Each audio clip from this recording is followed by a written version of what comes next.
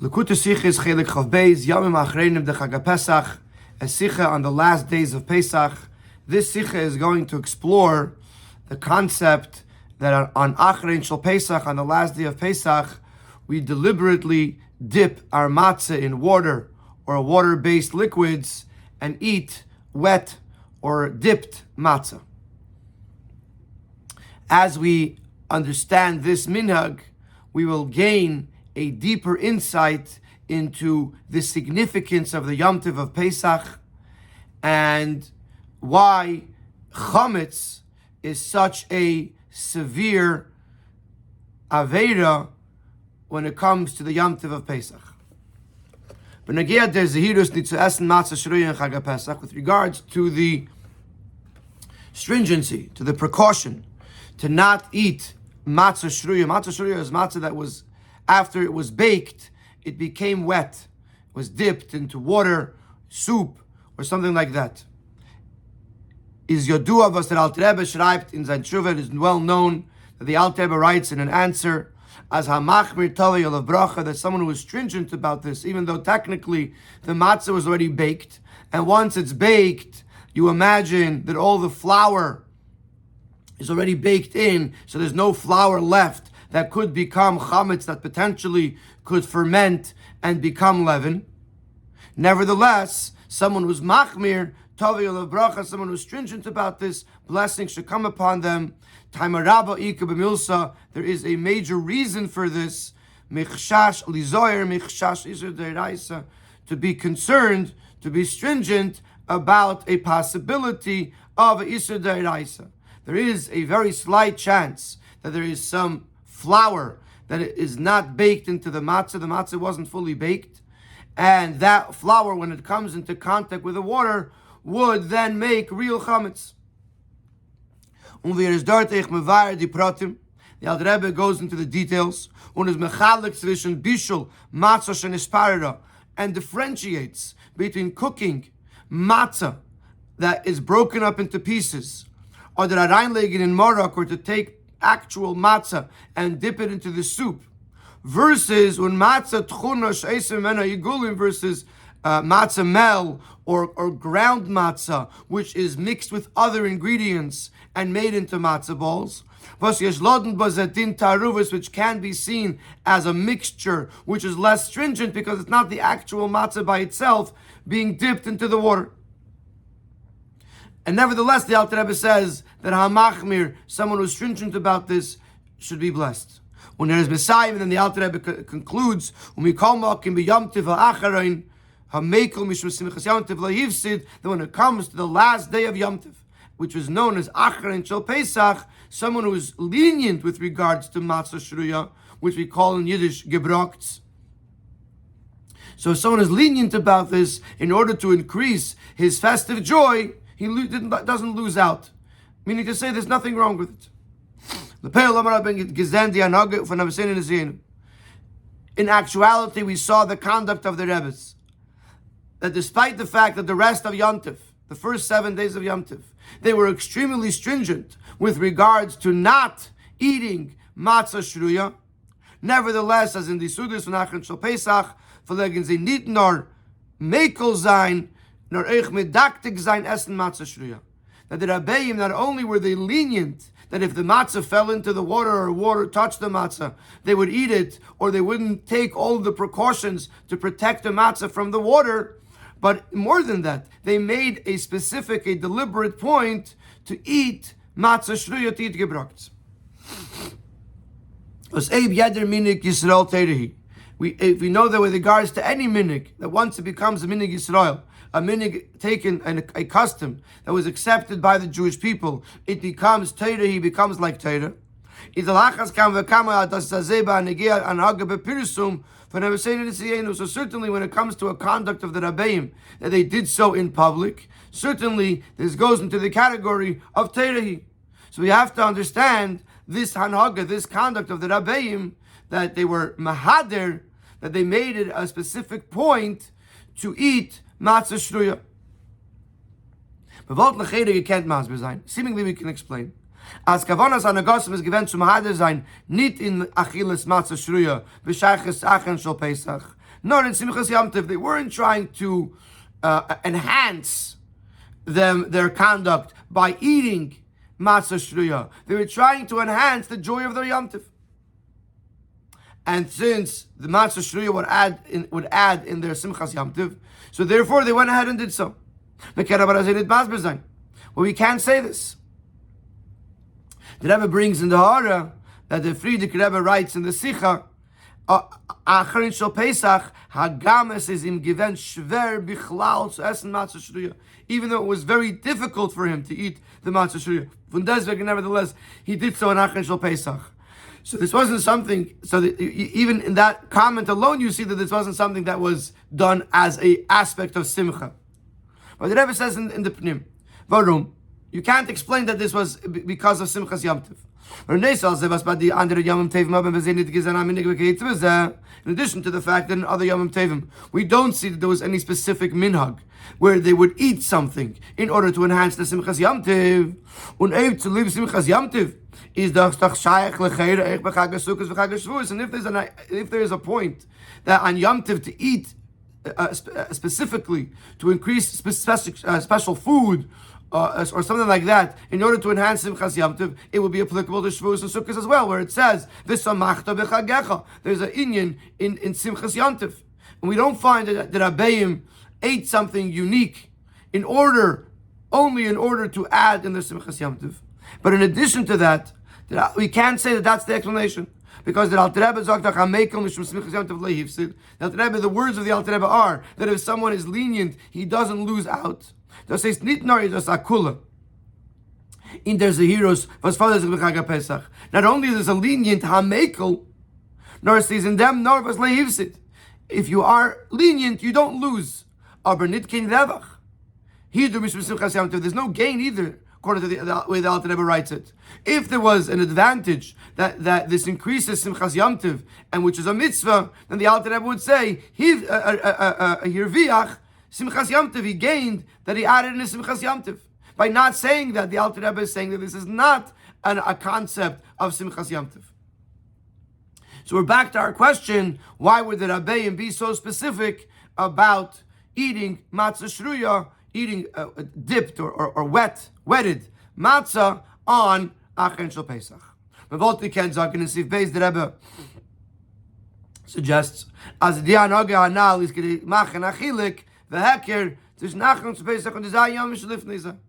that the idea is to make a separation, a distinction between the first 7 days of Pesach and the 8th. Which the first 7 days are midiraisa, the 8th is an added thing midirabonon. And we want to differentiate between deraisa and derabonon. For example, when it comes to Sukkos, so even those who have the minhag to eat in the sukkah on Shmini Atzeres, but they don't make a bracha, to separate between the first 7 days and the 8th day. And that's why there's many people that sleep in the sukkah, but on Shmini Atzeres they don't sleep in the sukkah, because there's no way to separate with regards to sleeping between the first 7 days and the 8th day. And the reason why we do this is because the 8th day is only midrabanon, and we want to make a distinction between the deraisa and the rabbanon. The Rebbe brings in another example that in benching after the bracha of V'nei Yerushalayim we say Amen. B'nei V'racham of Yerushalayim Amen. Even though it's very unusual that we would say Amen on our own bracha, but we want to make a distinction between the first 3 brachas of benching of Birchas Hamazon that are midiraisa and the rest of benching, which is midirabanon. So maybe because Acharonim shel Pesach is midirabanon, so therefore to create a distinction, a heker between the deraisa and the derabanon, they created a kula, a leniency. So but this too is difficult to say. As the shem heker alein, that only for the sake of this distinction, so the mahadir zayin says in shruya that they would make a specific point to each shruya, not just to allow it, to say that if it happens, it happens, but to go ahead and do it. Especially as we see the conduct of the Rabbeim, as they have been the that they made it a point to dip the matzah in every course of the meal.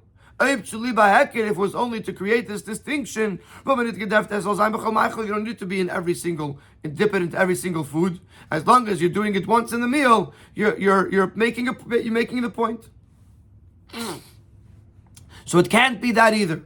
So in Sif Gimel, the Rebbe gives another suggestion.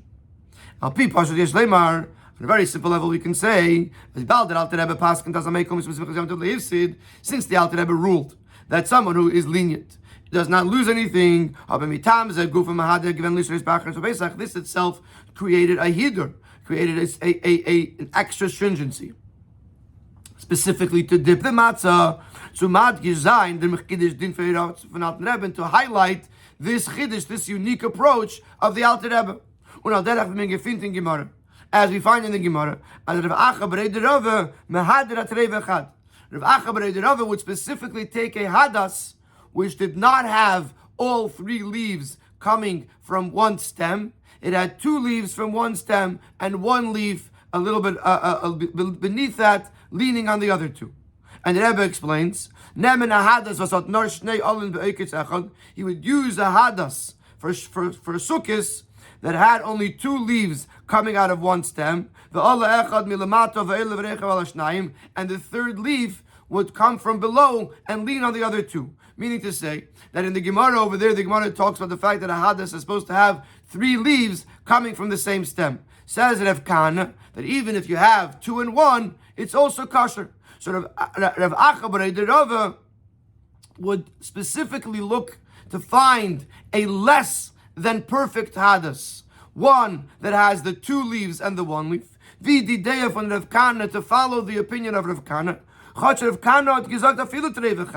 Even though Rav Kana says that you could use even two leaves and one leaf. Rav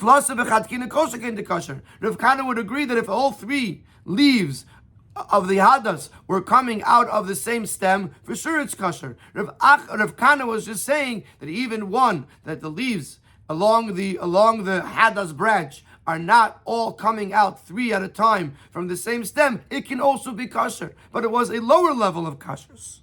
Nevertheless, Rav Acha specifically looked for one that was less than kosher. In the way his Rebbe taught, because Rav Kana uttered these words to say that this is kosher, his Talmud went specifically to do that kind of hadas. And similarly, we could suggest that Kivan the Nafik Mipumidat Bonazak, since the Alter Rebbe uttered these words or wrote these words, so his Talmidim, those who go in his footsteps, wanted to specifically do as he does, as he writes. The Rebbe brings in the Ha'ara that this concept of Loi Hivsid, we also find in Peirik Lamed Beis in Tanya, where the Alter Rebbe says that even a Yid who doesn't follow Torah or mitzvahs, you have to draw them in b'chevli avos ava, with ropes of love, and to fulfill what Aaron HaKohen says, to draw them closer to Torah. And the Alter Rebbe says, that even if you didn't succeed in bringing them back to Torah, you still didn't lose anything because you had the mitzvah of Avos Yisrael, of love towards a fellow Jew. So the Rebbe says in the Ha'ara that after the Alter Rebbe writes Loi Hivsid, he didn't lose. The Alter Rebbe writes it in these words. After that, the person who does that is not only he doesn't lose, but he has a great gain that he connected himself to the Alter Rebbe by fulfilling the words of the Alter Rebbe. So similarly, we could say that even though the Alter Rebbe writes Lo Yifsid, but now that the Alter Rebbe wrote that this is something that's allowed, so by doing so, we're connecting ourselves to the words of the Alter Rebbe. But the Rebbe refutes this as the explanation, because since they did so with every single food, as we said before, he's moving on. So it's understood that it's not just because the Alter Rebbe said so. Because if that was the case, then one dipping, one food would have been enough. But from the fact that they did this again and again, it must be that it's intrinsically connected to the very idea of HaPesach, and therefore to all the aspects, all the details of Achan Shel Pesach, Kedel Machol, including foods. Every time you're dipping into the food, it's actually you're accomplishing something, not just by doing it once, which would be enough to connect to the words of the Alter Rebbe. As we spoke previously, interestingly enough, this is a reference to the Sikha that we learned a couple of weeks ago about the Kvaterin and about the Shushvina, the Unterführers that lead the Chassan Kala to the Chuppah, that it should not be a pregnant woman. So we spoke then that the idea of Minig Yisrael, what does it mean, Torah?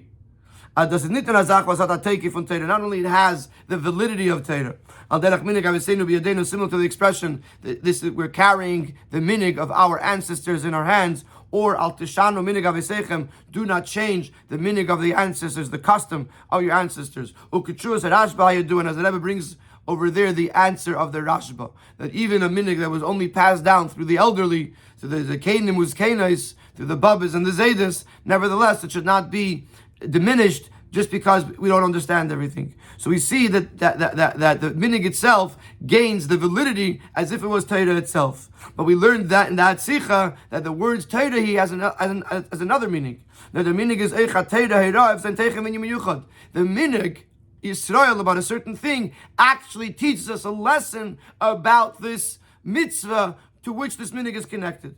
And in this case, the fact that there is a minig to eat matzah shruya, to eat the wetted matzah on Achan Shel Pesach, will actually shed light on what is the significance of Achan Shel Pesach. So now in Siftah, the Rebbe is going to begin the biur, and the biur is going to be according to Pnimi Yisrael Yanim, according to Chassidus. Says Yodua, the Chilik Tishan Pesach and Shavuos ben Ger Chametz. We see a major difference between Pesach and Shavuos when it comes to Chametz. As a Pesach is Chametz Asur Ubetachlis, and Pesach Chametz is forbidden entirely to the nth degree. B'Shvuos is Chametz Nitnar Mutter. When it comes to Shavuos, Chametz not only is it permissible, then Adarabba Achiyuv, it is actually an obligation. And we're referring to the Shtei Alechem B'Shvuos, the two loaves of bread that were brought on Shavuos in the Beis Hamikdash. Darfin Zayin Chametz Teofenu, the pasuk says they must be baked as chametz, as leaven. When you say to me, Dafke Zei Veren Amatir Far Menachas Matzah, these breads become the opener, give the permission to be able to use the matzah for the rest of the year.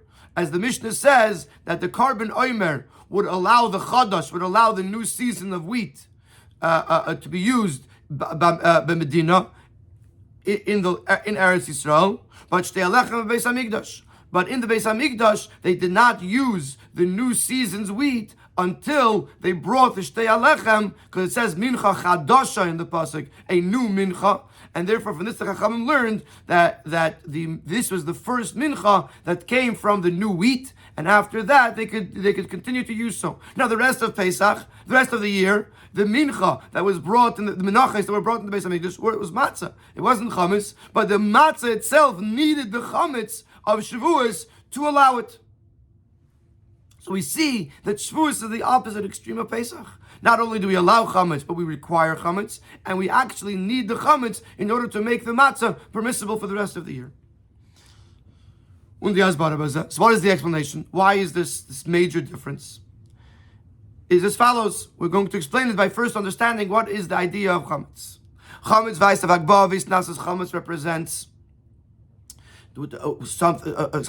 represents someone that is arrogant or has an inflated ego, lifts himself up. Arrogance is the source of all evil. Pesach, therefore on Pesach, when we're still holding at the point that we're just getting out of Mitzrayim, we must run away from the chametz. To the point that we can't even look at it, and we can't even have it in our possession. Not only we can't eat it, we can't gain from it, we can't even have it in our possession. Chametz is so dangerous because it leads to ra, it leads to the worst evil. So therefore we have to run away from the tiniest little bit of chametz. And this is why, for example, following this reasoning, generally speaking, in many cases of Isser, a Isser is batal b'shishim. That if something that is prohibited falls into a mixture 60 times as much as it, then it gets lost in the mixture and it becomes permissible. Chametz is b'mashu. Even the tiniest drop of chametz, it prohibits the entire pot and it prohibits the entire mixture, because even the tiniest bit of chametz is dangerous because of what it leads to. Whereas on Shavuos, which comes after the Avodah, after the work that was done during the days of the counting of the Eimer. When we rectify, when we refine our 7 midos for Nefesh Abamis. The midos for Nefesh Abamis with all of their elements, each midah as it includes all 7 midos within it. Self, Dan is chametz nit considered avodas Hashem. After a person has refined himself, at that point the chametz is not anymore a contradiction to serving Hashem. At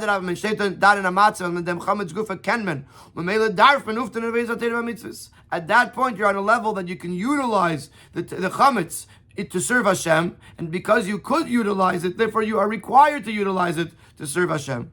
For example, you see the concept of being prideful in the ways of Hashem, which is using pride in a positive way. Because the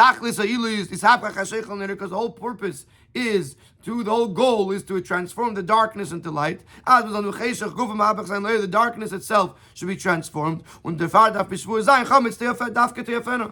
Shavuos, when you are able to harness the energy of the chametz for the positive, you actually are obligated to do so. And the Torah gives a mitzvah of chametz. A mitzvah of chametz teyafena. So therefore, if you were to look at it, zoom out, and look at the contrast between Pesach and Shavuos, Pesach there's zero chametz, because we're at a point in our Avodah where the chametz is absolutely a danger. Shavuos, there's a requirement of chametz, because at this point the chametz is not only not a danger, it's actually a useful tool. Says, and according to this, we'll understand that on a similar level, we could say this about the 8th day of Pesach. Gezählt, mevargiven, alle 7 Sfiris Midas, von der ersten und Sfira Mida.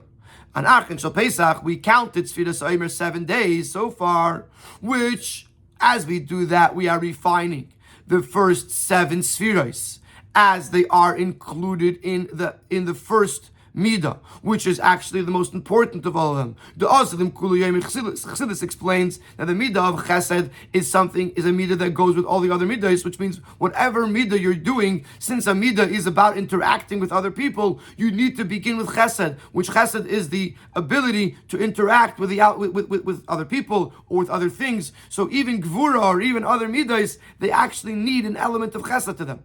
So what happens is that in the first 7 days, from when you count Sfiras, Chesed Shebechesed, Gvura Shebechesed, you're going through all of the 7 Midas as they are part of the main Midah, which is Midas HaChesed. And only after the 7 days of counting the Omer do you sit down to the meals, Sudas HaLaylo, Sudas HaYom, first the evening meal of Yom Tov, and then the day meal of Yom Tov. We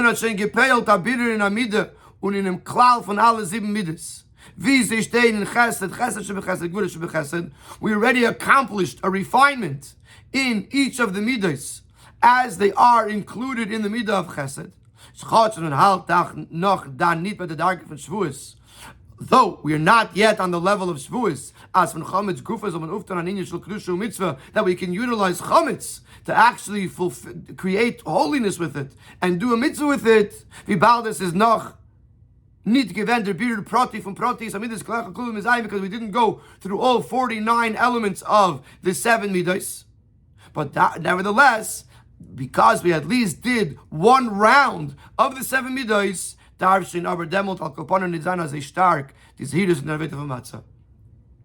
we do not need to be that careful as we were in the beginning with eating with the avodah of matzah, which is lechem oini, which is called the poor man's bread, representing bittul and iskafia, to be careful even from the possibility of chametz that comes with a wetted matzah. In other words, once we hit Achin Shal Pesach, and we've done one round of 7 midos, we're not in the same place of danger as we were as we as we were in the beginning of Pesach, and therefore we can't eat chametz yet. But something that is only a chash chametz, we don't have to be so careful about that.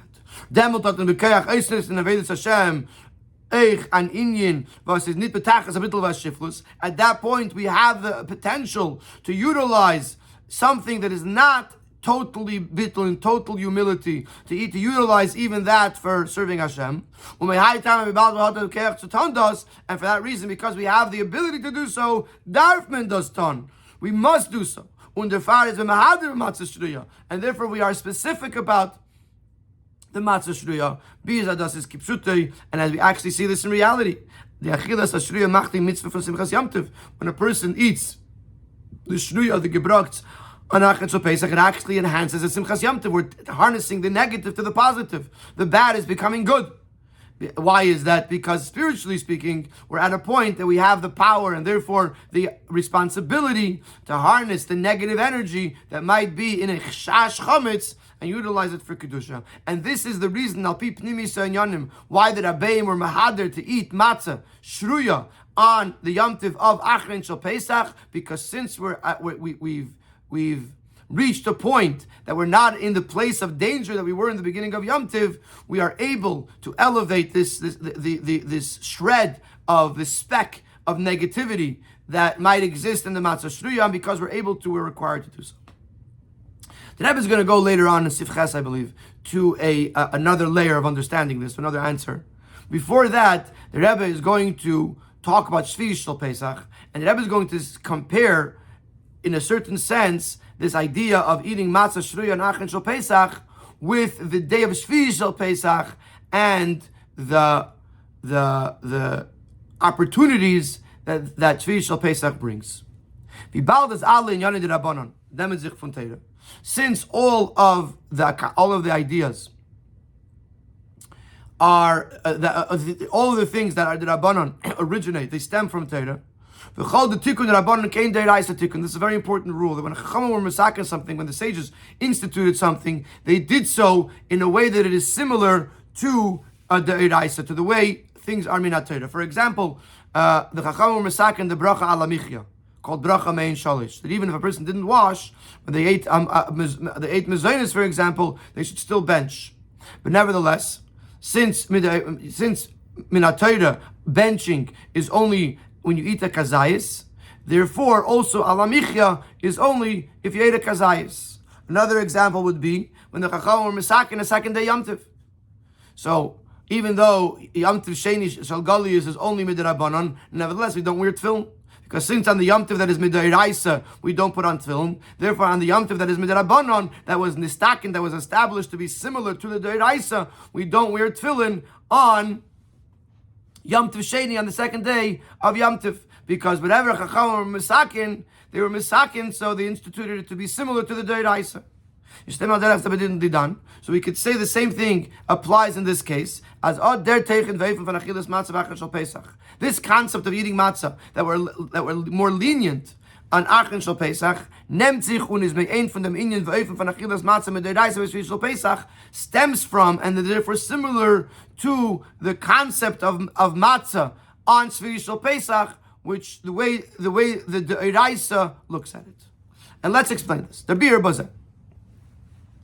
From Pasuk Sheishes Yom Techel Matzah V'Ima Shvi Atzeres Tiolach. And the Pasuk says that 6 days of Pesach you should eat matzah, and on the 7th day is Yom Tiv. Atzeres literally means that you stop doing malacha, you don't do malacha, because the 7th day of Pesach is Yom Tiv, unlike the previous days that are Chalamayid.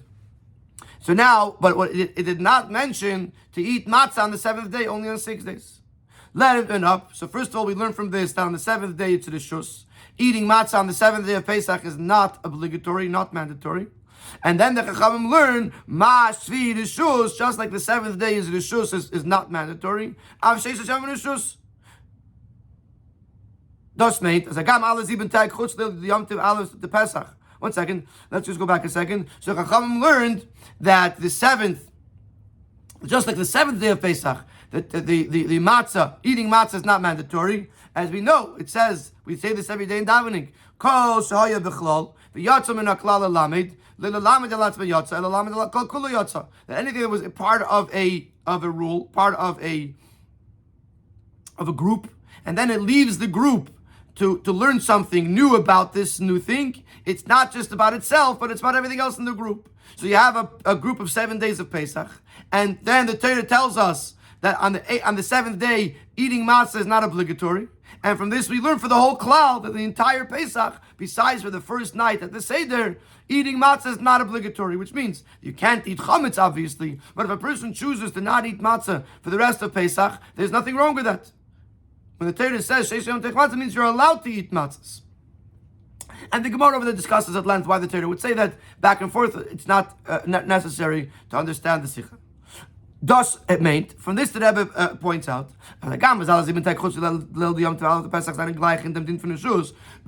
even though all the 7 days besides for the first night are equal with regards to the fact that eating matzah is not obligatory, but since it is derived from the day of the seventh day of Pesach, is move on. It's understood as the ikira inyan from rishus is b'svishal Pesach, that the primary idea of rishus, of being non-mandatory, is Shvishal Pesach, und von Shvishal Pesach, but there's nimshach und ufgetan and the andere Shvishal Yom Pesach. And from the seventh day of Pesach, it is carried over and accomplished with regards to the other 6 days. So what we're going to do is we're going to basically say now that the idea of rishus belongs primarily to Shvishal Pesach, and we're going to explain what that means. What does it mean, rishus, and why is it specifically connected to Shvishal Pesach? Is mavur in Chassidus. Adas was the Shvishal Pesach is ma'achilas matzah rishus. It does lemal yusa.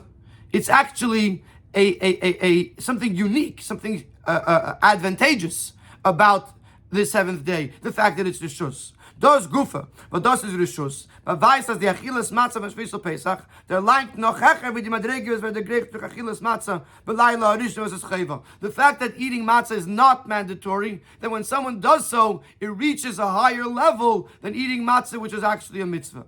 Al derech v'derinium for tefillas arvus rishus, as explained in Chassidus, but the fact that the davening of Ma'ariv is rishus is not mandatory, that when someone does so, it reaches a higher level. If you do something for another person, a favor that they did not ask you to do, that you reach a higher level of gratification in that person, that you did something for them despite they didn't ask you to do so.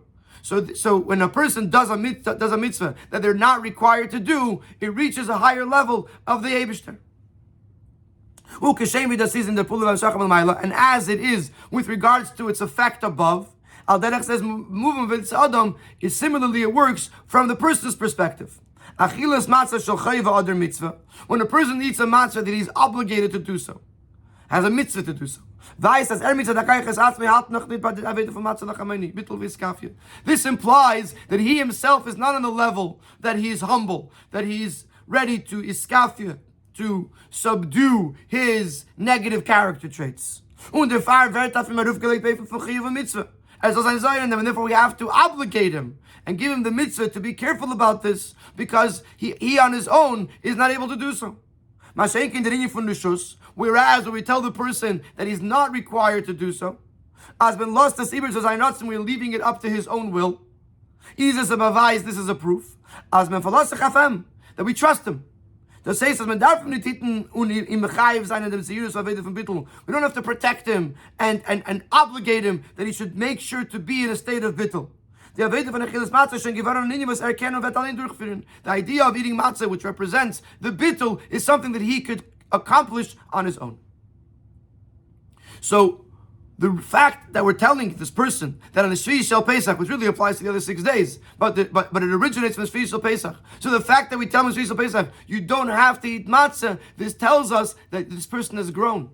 This person has gone beyond the point that he was in a state of danger, that if one drop of chametz enters, he's in a place of danger, and therefore not only we tell him you can't eat chametz, we tell him you have to eat matzah. You have to engage in the aveda of bittul, because otherwise you're going to get stuck. After a little while, we tell this person Now you're on the level, we don't have to force you to be in a state of bittul, because you've gained some of that bittul, and now we leave it in your hands how you want to proceed. Und das ist verbunden mit dem was Shvi Shel Pesach. How does this connect to Shvi Shel Pesach? The fact that this is the 7th day of Pesach is directly connected here. Al derech wie gerät für die Backen Shel Pesach. As weil man halt schon beim Zählen die 7. Sphäre. Sie ma Bilder von der Reste von allen 7 Middes. Steht man schon in der Matziv, the Darge zu kennen und darf man hat sein Matziv Shruya, just like we said in Sif Hey, with regards to Acharonim Shel Pesach. That because we counted one round of 7 Middes, therefore he's in a place where he can and therefore should make sure to eat matzah shruya, wetted matzah. So it was the concept of 7. Acharonim Shel Pesach is 7 days from when he started counting the Omer. Similarly, on Shvi Shel Pesach, Zayin dikter zibet talk from the Mizban. Because you're 7 days after this major revelation that the Eibishter revealed himself to take the Yidden out of Mitzrayim, was their fardis which is what caused that the dough shouldn't rise.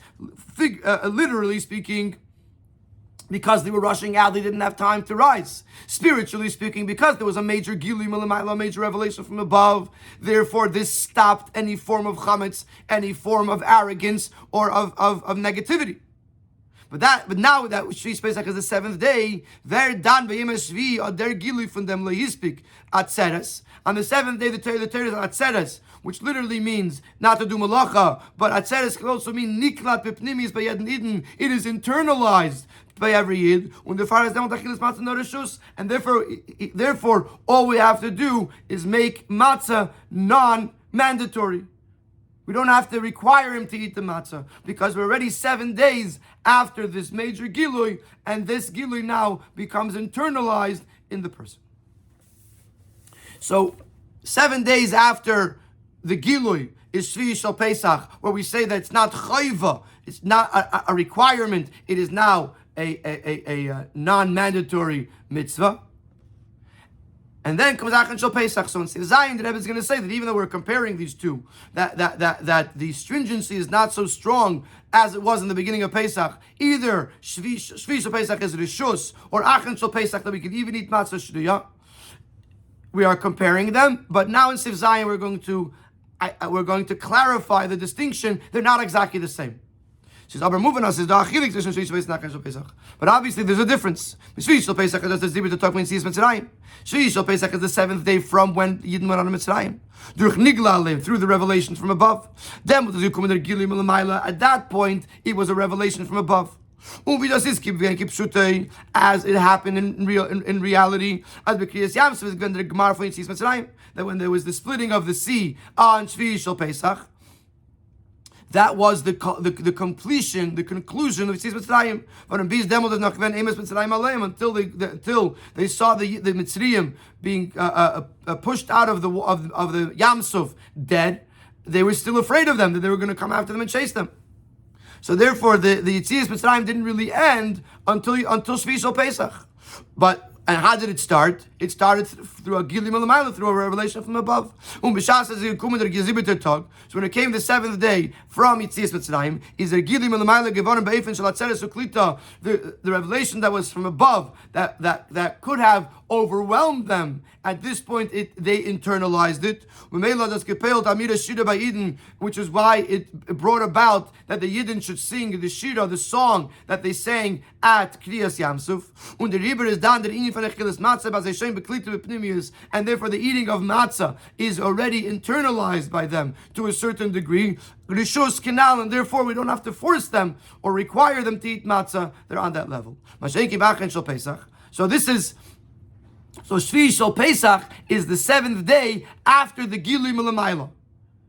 Acharonim Shel Pesach is the Zibi to talk from Sfiras Eimer, the Avedim Mitzad Mata. And Acharonim Shel Pesach, we're already a step further than that. We're 7 days since we started working on things from within ourselves, from within the below. They're bitter from the mention in Zayin Zivim Midas to refine the person and his 7 character traits. And as it was the first time around, as we see as Mitzrayim, but when the Yidden mitzad atzmam ungeben zählen die Texte Kabbalas HaTorah, that when the Yidden went out of Mitzrayim on their own, they began to count the days until they will receive the Torah. Then as Vezayin der Tavdun as when they will serve Hashem at the mountain, meaning to say they were beginning their own avodah mitzad the matter.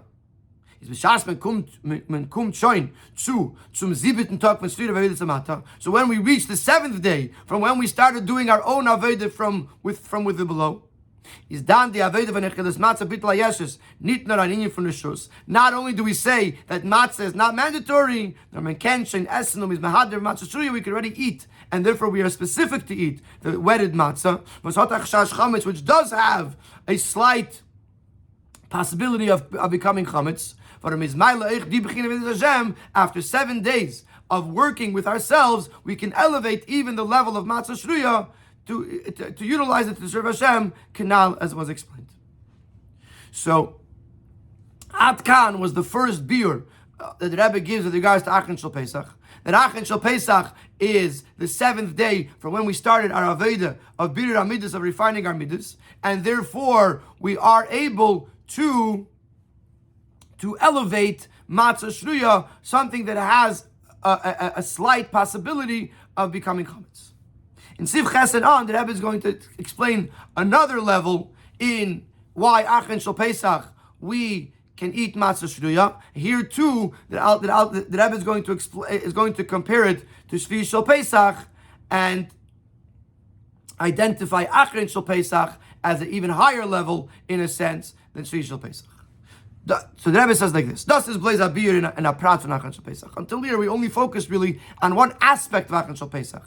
Als azman when mizmashtem the sfiru abir from the erste sieben midas, sfir is the chesed of sfir seimer, as a day, as a time when we completed the first round of sfir seimer, where we refined the 7 midas as they are in chesed.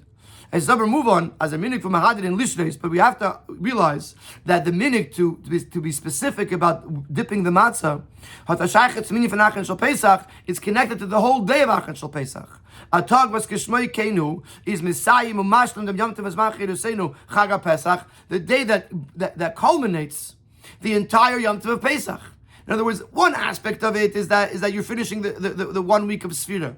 But what about the rest of the day? The whole day is called Achin Shel Pesach. It is the culmination and the conclusion of Pesach. And there must be a connection between the dipping and the fact that it's Achin Shel Pesach. And similarly, with regards to Shvi Shel Pesach, that it has to be not just be the fact that it's 7 days from the Gilui Melamayla that happened on the first day, but something unique about the entire day of Shvi Shel Pesach. So first we'll introduce a vort, a saying from the Tzemach Tzedek, which the Friedrich Rebbe brings in the Sichos. He says as follows: the letzte Tag Pesach ruft man mit dem Namen Achin Shel Pesach. The last day of Pesach is called the final day of Pesach. Now says that Achin Shel Pesach, the letzte Tag from Pesach is der Siyum von der Dem, was sich angeben, die erste Nacht von Pesach. Achin Shel Pesach is the conclusion of what began on the first day of Pesach. The erste Nacht von Pesach is unser Yom Tov, was HaKadosh Baruch Hu hat uns ausgelöst Mitzrayim. The first night of Pesach is our Yom Tov, which the Eibishter took us out of Egypt. The Gourarie durch Moshe Rabbeinu, which is the first redemption that was done through Moshe Rabbeinu, said as the girl Rishon, he is the first redeemer. Das is Gourarie, which was the beginning of everything. Achin Shel Pesach is unser Yom Tov of der Geula Achrena, and Achin Shel Pesach is our Yom Tov that celebrates the final Geula. Was HaKadosh Baruch Hu wird uns auslesen von dem Galus Achin durch Mashiach Tzidkenu, which the Eibishter is going to redeem us from this final Galus through Mashiach. Was Mashiach Tzidkenu is the Geul Achrin, who is the final redeemer. The first Tag Pesach is Moshe Rabbeinu Simchat Tag. The first day of Pesach is Moshe's day of joy. And Achin Shel Pesach is Mashiach Simchat Tag. And the last day of Pesach is Mashiach's day of joy. Was der Inyan as Achin Shel Pesach is verbunden mit Gula Asides Merumes wie alle in Yonah von Petimus HaTeira ich benigla de Teira. And this concept of Achin Shel Pesach being connected to the Geula, to the ultimate Geula, is seen in Nigla as well. The Haftarah from Achin Shel Pesach is Eid HaYom v'Yatzacheter. The whole Haftarah of Achin Shel Pesach speaks about the time of Mashiach. But the Haftarah read like Barichis wegen der Geula Asid al Mashiach Tzidkenu. The Haftarah discusses at length the ultimate Geula done through Mashiach, and the various different promises that will then be fulfilled. As many Midrashim explain, and the Rambam brings it as well. The conduct, the way the world will run when Mashiach comes, that a wolf will live with a lamb. And the world will be filled with the knowledge of God, which are all psukim that are in the Haftarah of HaPesach. And about the ingathering of the exiles, versus matur in the Psuki Haftarah, which is described in the Psukim of the Haftarah. It will be on that day. He will bring back the rest of his people, even from the furthest islands of the sea, which is a reference to the time of Mashiach, when Mashiach is going to bring back all the Yidden wherever they are in Galus. And as we know, as the Baal Shem Tov like sich neuig sein. So Essen did I Sudas nach and Pesach, the Baal Shem Tov had a custom to eat 3 meals on Pesach, on the last day of Pesach. And the third meal, which was before it got dark, was called the Suda of Mashiach. And das is mitam anal for this very reason. Pesach is Meir Giliaras of Mashiach. Because in Achin Shel Pesach, the light of Mashiach is shining. So we started with the Nigla, we went to the Baal Shem Tov, but the day of Achin Shel Pesach represents the Gula Asidah, the ultimate Gula through Mashiach Tzidkenu. We see this in Nigla, in the Haftarah of the day. We see this in the Minig of the Baal Shem Tov to make a Sudas Mashiach. Now, so when we look at the Yom Tov of Pesach, the beginning of Pesach represents the Geula of Mitzrayim. The end of Pesach represents the Geula from the Geula HaAsidah, the Geula from this Golus. Achilik Klal decision to say if any Geula, a general difference, a general difference between these two redemptions, how they were done. The Geula Rishena, or how they will be done, for Mitzrayim with the Geula Achrena HaAsidah Lavei, the Geula from Mitzrayim and the Geula that is yet to come. But you see, as Mitzrayim state Kibaracham, when going out of Mitzrayim, it says the people ran away. As the Alter Rebbe explains in Tanya, that the evil, the bad that was in the souls of the Jewish people in Mitzrayim was still in its full level of intensity. Therefore they had to run away from the evil, from the tumah of Mitzrayim. And in this state of Ra, that the Ra was still in its full intensity, this is the state that the Yidden were in until Shvi Shel Pesach. As we see it, as we learn from the reality on the ground, as they were still afraid of the Mitzrayim, which spiritually speaking it means that the Ra in their souls was still so strong that they were still in danger of falling back into the Klipa of Mitzrayim. And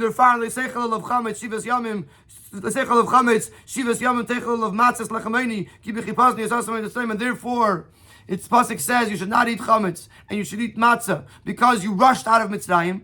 As dar zayin there's a hirus gedela from chametz. You have to be this intense, this incredible precaution from coming any close to chametz. Ubechipazayin barach, and the way of running away from it. On the aveda of matzah lachmeni b'tul v'skafia, and instead we have to work on ourselves to be on the level of matzah, which is bittul and iskafia, self-subjugation and subduing of the evil that's within us. That's the Gourarie Shaina. Gourarie Shaina, the Yidden were in a state of danger. They had to run away. In the Gula Achrena Laslavi said when it comes to the Gula Asidah, it says it's not going to go. They're not going to go out in a rush. Varum. At that point, the Eivish is going to remove the spirit of impurity from the world. There won't be the existence of impurity or evil that has to be escaped. And since the last day of Pesach is a day that's connected with the ultimate Geula, and at that point the light of Mashiach is shining,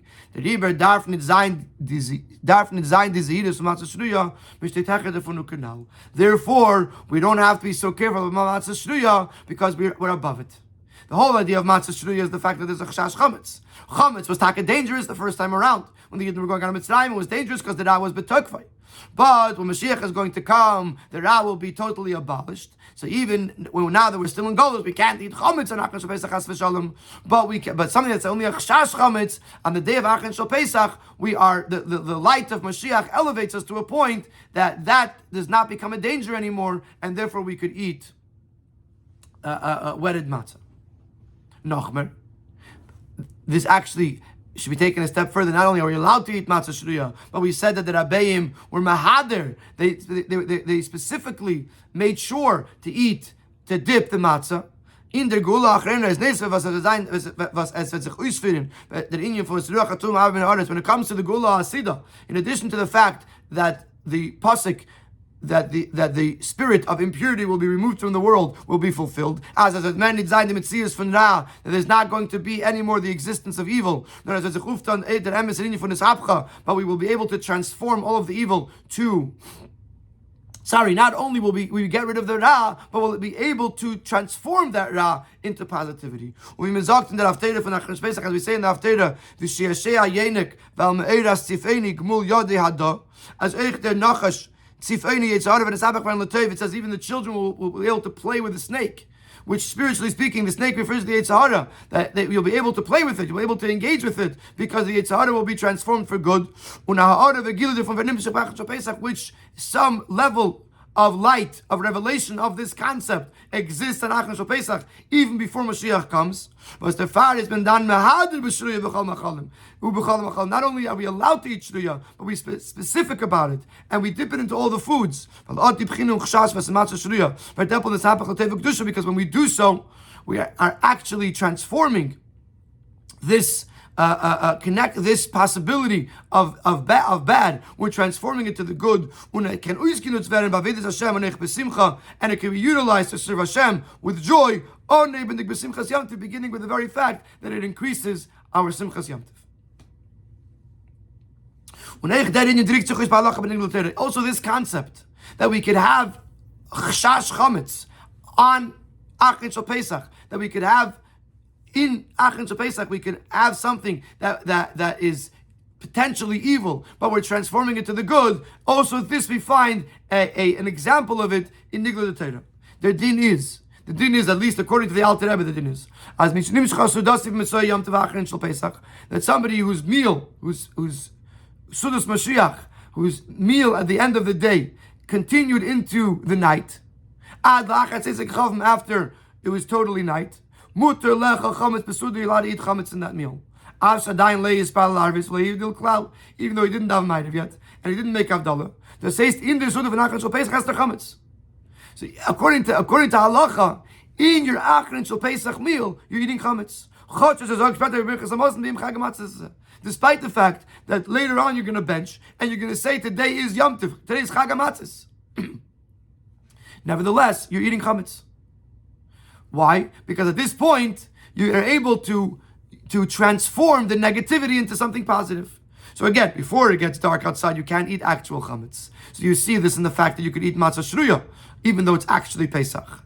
Another example in Nigla is that once the night falls, so even though you're still saying Chag HaMatzos, you could still eat actual real chametz, because again, you're transforming the negative into the positive.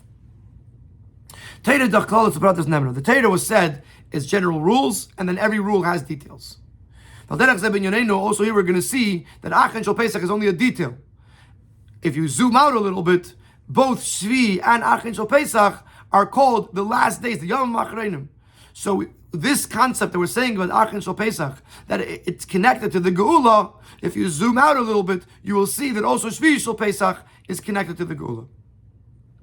Das was sich gerettet le'el, as the erste Nacht Pesach is the Yom Tov from Gourarie Yitzias Mitzrayim.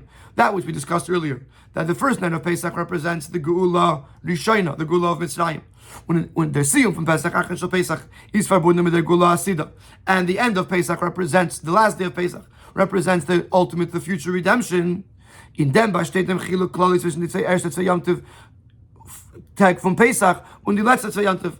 On the last zwei Tag Yom Tov. When we zoomed in, we focused on the first night and the last day. If we zoom out, Klalus Nemra, more in a more general way, the first 2 days of Pesach and the last 2 days of Pesach. The says as Eich Shvi Shel Pesach.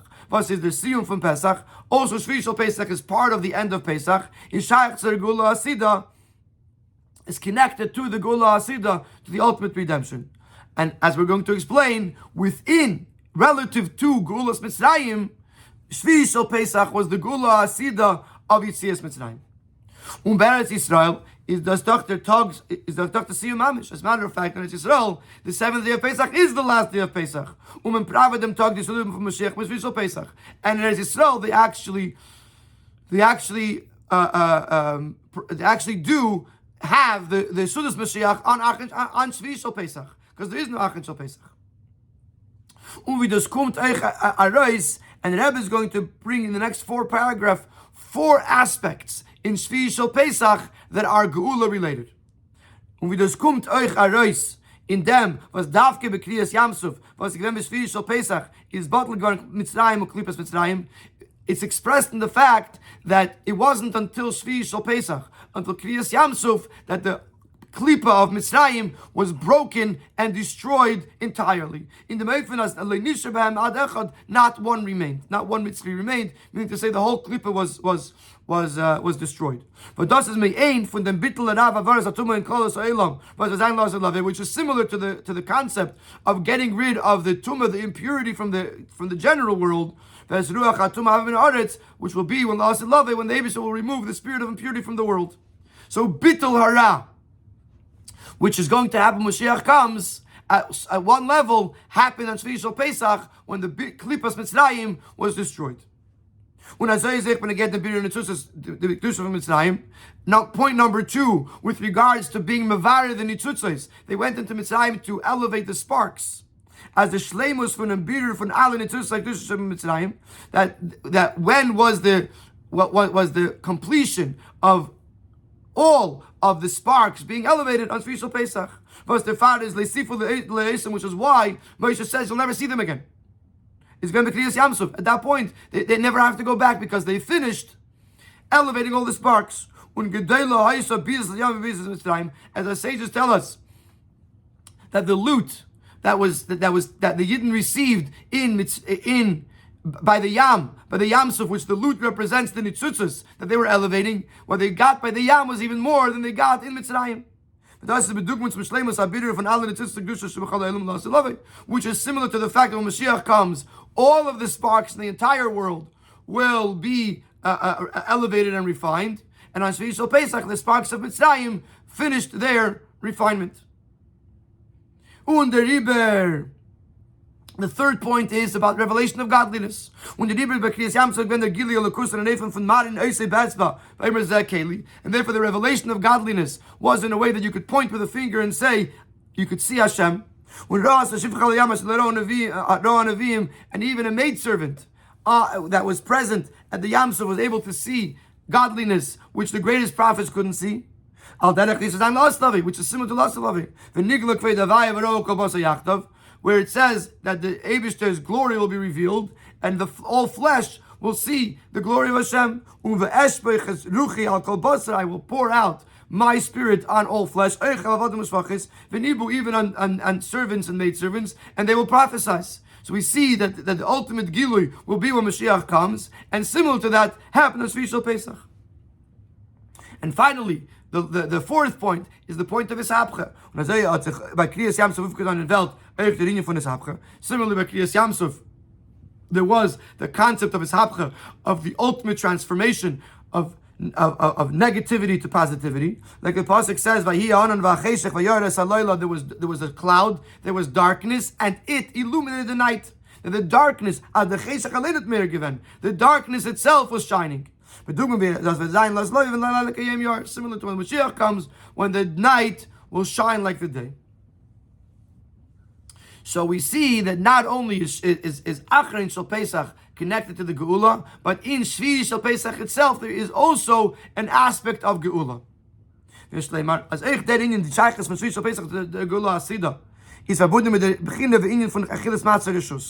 Going back to what we said earlier, that Shvi Shel Pesach, eating of matzah, is not mandatory. This fact that Shvi Shel Pesach is connected to the Geula is also connected to the fact that the eating of matzah on Shvi Shel Pesach is not mandatory. Hamshacha, the Gilu for Shvi Pesach, Nikra Deshus V'Alma Decheru. Because this revelation that comes down on Shvi Pesach is referred to in Chassidus as the world of freedom and Neshus, where it's not required. So we see the concept of Shvi Pesach being connected to Neshus and to Cherus. Und euch, der Eifen Avede von Neshus, is bedugmas Avede in dem Zman de La'aseh Laveh. And this concept of Rishus, till now we were comparing the Geula HaSida to Shvi Shel Pesach. Now we can compare Shvi Shel Pesach, where eating matzah is Rishus, to the Geula, because there's a concept in the time of the Geula of Rishus. It says that when Mashiach comes, it's going to be a time that I don't want. Now, over there in the pasuk, it says, I think it's in Kehelas, it says a pasuk that you should give tzedakah or you should do mitzvahs now when you can, because a time is going to come that you're not going to be able to do it. So it says, the Gemara explains that there's no obligation and there's no merit. In other words, Rashi says there won't be poor people to give tzedakah. Chassidus explains that when Mashiach comes, there's no b'chira chavshis. There's no free choice, because there's no evil. There's no evil, so there's no challenge. If there's no challenge, there's no b'chira. So if there's no b'chira, then you can't really reach the level. It's a time of rishus. It's a time when everything is you could do so if you want to do so. And so but there's no obligation, because there's no negativity that has to be elevated. There'll be no war, no famine, no jealousy, no competition. So there's no b'chira. So it's not a time where you have to elevate the world. You have to do something. There's nothing to do. The only occupation will be to know the Eibishter. As the pasuk says, and Rambam brings. So therefore, Mashiach comes. It's a zman of rishus, not of chayva. So that's another comparison going the other way from Acharonim Shel Pesach to Shvi Shel Pesach, or from Geula HaSida to Shvi Shel Pesach. So in general, the Yamim Acharonim, the last days, Shvi Shel Pesach and Acharonim Shel Pesach, represent the Geula HaSida. Of course, in Shvi Shel Pesach, it's more related as to Yitzias Mitzrayim. In Acharonim Shel Pesach, it's related to the Geula HaSida, which is why in Shvi Shel Pesach it's only the Shus, and Acharonim Shel Pesach it's actually allowed to eat Matzah Shruya. But this is a second explanation why we're eating Matzah Shruya and Acharonim Shel Pesach, because of the revelation of Mashiach. That's on that day, the Matzah Shruya ceases to pose a danger, and therefore not only doesn't pose a danger, it poses an opportunity to elevate the evil that might be represented in it, and therefore mahader to eat it as much as we can in order to elevate it and make us ready for the Geula HaSida. May it be the Payal Mamish or Bekarav Mamish this year.